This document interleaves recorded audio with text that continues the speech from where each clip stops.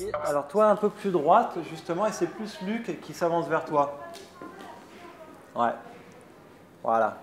Cette photo est le visuel de la nouvelle campagne de communication de la Principauté de Monaco. Cette campagne vise à mieux faire connaître l'action de Monaco en matière d'emploi et ainsi combattre les clichés, car si la perception de Monaco est souvent réduite à sa famille princière et à ses casinos, il s'agit ici de montrer que la Principauté n'en est pas moins un pays moderne, influent et créateur d'emplois pour l'Europe.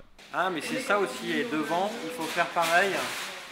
Le gouvernement princier a confié sa communication à l'agence TBW à Paris, troisième groupe de communication en France et lauréate du Grand Prix Stratégie de la publicité 2013. On s'était dit comment visuellement comprendre instantanément que l'emploi c'est aussi Monaco. Donc la meilleure manière c'était de croiser le drapeau et de s'inspirer des œuvres de certains artistes pour faire en vrai. C'est-à-dire ne pas utiliser des logiciels d'ordinateur pour intégrer le drapeau, mais le faire en vrai et peindre un bureau et un atelier, le peindre en blanc comme pourrait le faire un artiste, comme une installation artistique, et de mixer donc Monaco et le décor. Pour réaliser cette campagne, il a fallu près de 5 jours de travail. Tout commence ici, dans les studios Kélips, un bâtiment qui est l'ancien théâtre de Puteaux dans les Hauts-de-Seine. Pascal et son équipe ont préparé les panneaux du décor avant de les monter et de les assembler. Voilà, mais là oui. La principale difficulté, c'est la cohésion de tous les corps de métier en amont.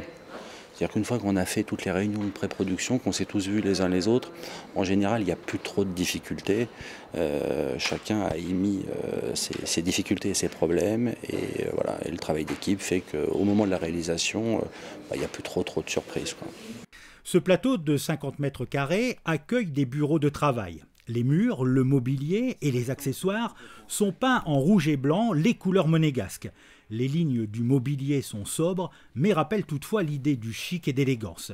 C'est Anne, la styliste décoratrice, qui s'est chargée de transformer le plateau en espace de travail.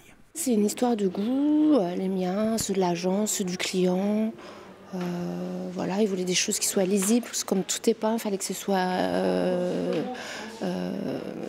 il fallait que la lecture soit immédiate, donc il ne fallait pas des formes trop compliquées. Il fallait des choses qui montent en hauteur pour que ce soit coupé entre le rouge et le blanc. Pour cette campagne, l'agence s'est associée à Dimitri Danilov, un photographe publicitaire réputé pour son talent et sa créativité. Là, très bien, ouais. Qu'on sente un peu plus de pouvoir, Sabine. Voilà, plus droite, les épaules. Parmi ses réalisations figurent les campagnes PlayStation, Nike ou encore Daft Punk. Cet artiste laisse l'improvisation de côté. Chez lui, tout est pensé, tout est calculé. Le principe de la projection telle qu'on le fait, en fait, c'est on projette une image de dimension qui est le drapeau de Monaco sur un décor qui est en 3 dimensions. Donc l'idée, c'est d'arriver par tout le jeu de projection à réduire tout l'espace à 2 dimensions.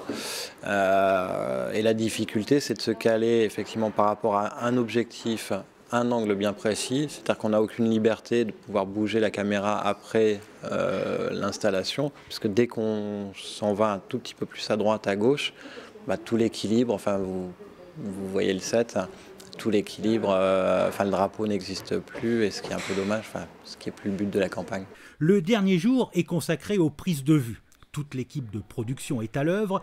Il faut procéder à de minutieux réglages techniques avant l'arrivée des mannequins.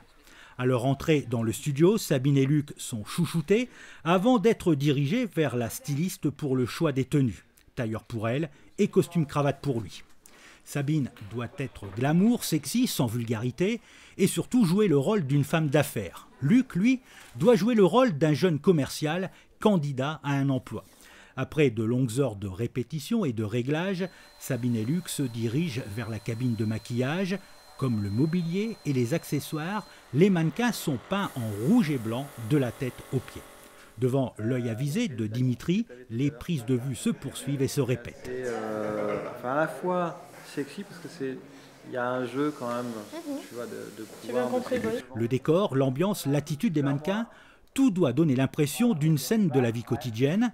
À la fin de la journée, la fatigue se fait parfois ressentir, mais tout le monde est heureux à la vue des clichés et l'objectif est atteint avec le drapeau monégasque en perspective.